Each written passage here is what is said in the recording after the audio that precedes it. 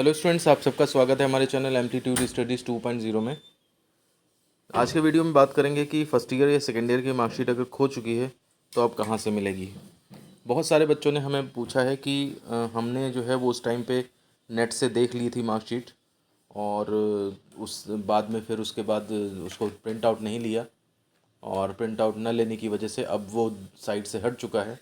जैसे मान लिया फर्स्ट ईयर और सेकेंड ईयर की मार्कशीट आपके सेकेंड ईयर जब किया होगा तो नेट पे आई होगी मार्कशीट, कायदे में उसी टाइम प्रिंट ले लेना चाहिए आपको। और सेकेंड ईयर और थर्ड सेमेस्टर और फोर्थ सेमेस्टर इनकी मार्कशीट जब आती है तो वो भी प्रिंट लेके रख लेना चाहिए। और फिफ्थ और सिक्स्थ की मार्कशीट ये भी नेट से प्रिंट ले लो, लेकिन बोर्ड से फिर बाद में आ भी जाती है। जब तक बोर्ड से नहीं आती तब तक ये मार्कशीट की नेट कॉपी और प्रोविजनल सर्टिफिकेट जो कॉलेज से लेते हैं वही आपका जॉब वगैरह में काम आता है। तो इस ईयर के लिए तो बोर्ड रिस्पॉन्सिबल है, वो बोर्ड से मिलती है मार्कशीट। लेकिन ये वाली दोनों मार्कशीट जो हैं आपको, ये वाली और ये वाली, ये नेट कॉपी या फिर कॉलेज से प्रोवाइड करी जाती हैं। अब कई कॉलेज ऐसे हैं जहाँ से ये कॉपीज़ नहीं दी जाती हैं। तो ऐसी सिचुएशन में जो है वो आप लोग क्या कर सकते हैं कि देखिए, ये मार्कशीट आपको बोर्ड से तो अब मिलेंगी नहीं। और यहाँ पर बोर्ड की साइट पे, जो बीटीयूपी की साइट है, उस पर भी ऐसा कोई प्रोविज़न नहीं है। नया रिज़ल्ट जारी होता है तो पुराना रिज़ल्ट जो है वहाँ से हटा दिया जाता है और उसके स्थान पे नया रिज़ल्ट आ जाता है। तो इस वजह से अब आपको अगर ये मार्कशीट जो है वो फर्स्ट ईयर की अगर आपको लेनी है मार्कशीट, और उसके बाद जो है वो सेकेंड ईयर की मार्कशीट अगर लेनी है, तो फिर इसके लिए क्या करा जाए, ये समस्या, इसी को डिस्कस करना है हमें यहाँ पे। तो देखिए, अब आप लोग अपने कॉलेज में जाकर के वहाँ पे जो है रिक्वेस्ट कर सकते हैं। कॉलेज में जो है वो आपके मार्क्स के लिए एक टीआर होती है जिसको कि टैबुलेशन रजिस्टर कहते हैं। टैबुलेशन रजिस्टर, इस टैबुलेशन रजिस्टर में जो है आपके सारे मार्क्स जो हैं वो लिखे होते हैं।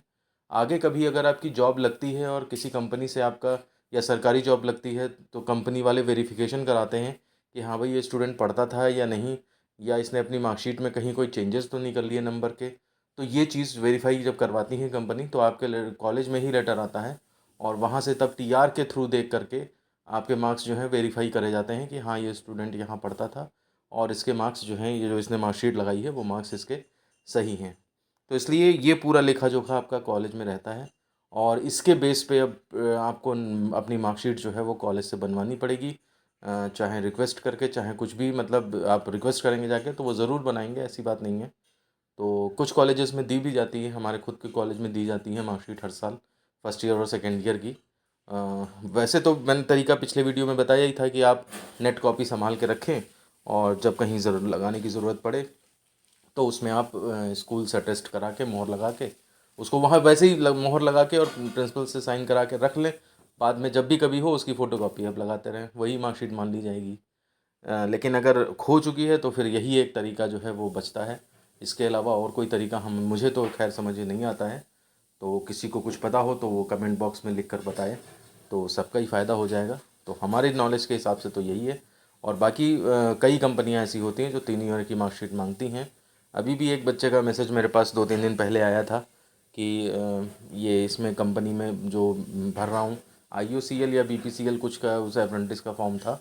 तो उसमें जो है वो फर्स्ट ईयर और सेकेंड ईयर और फाइनल ईयर तीनों साल की मार्कशीट जो है वो अपलोड करा रहे थे। तो उसके पास थी नहीं, तो उसने पूछा कि क्या करें हम, तो उस लिए फिर मुझे ये वीडियो बनाना पड़ा, क्योंकि इस बारे में कई स्टूडेंट्स जो हैं पहले से भी बात कर चुके हैं इस बारे में। तो यही एक तरीका है कि आप अपने कॉलेज में जाएं और जो टीआर होता है, मार्क्स होते हैं पुराने, वही आपका एक ऑफिशियल रिकॉर्ड रिकॉर्ड होता है। जब भी कभी आपके मार्क्स चेक करने होंगे तो उसी टीआर से चेक कर करे जाते हैं।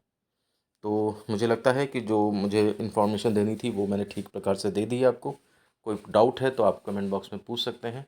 और इसमें अगर आप पहली बार चैनल पे आए हैं तो चैनल को सब्सक्राइब कर लें, और ताकि इसी तरह के वीडियोस मिलते रहें।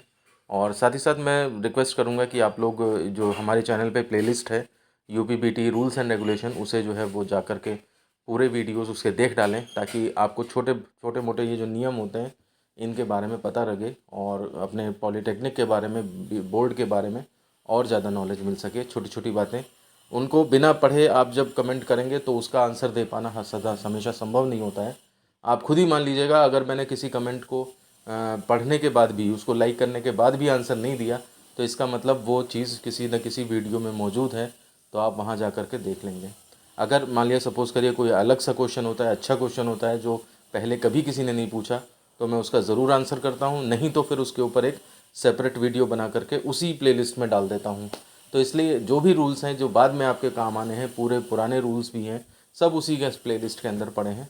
तो आप वहाँ पर जा कर के उन देखें और उनको समझा करें जब खाली टाइम हो कि किस चीज़ के लिए क्या रूल होता है। क्योंकि जब आप किसी समस्या से ग्रसित होते हैं तो उसी टाइम उसके बारे में सोचना जब शुरू करते हैं तो फिर दिमाग सही से चलता नहीं है।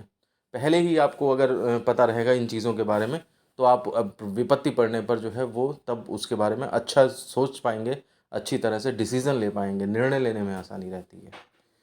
तो ठीक है, फिर पसंद आए वीडियो तो दोस्तों में भी शेयर करें और मिलते हैं अब आपसे नेक्स्ट वीडियो में। धन्यवाद।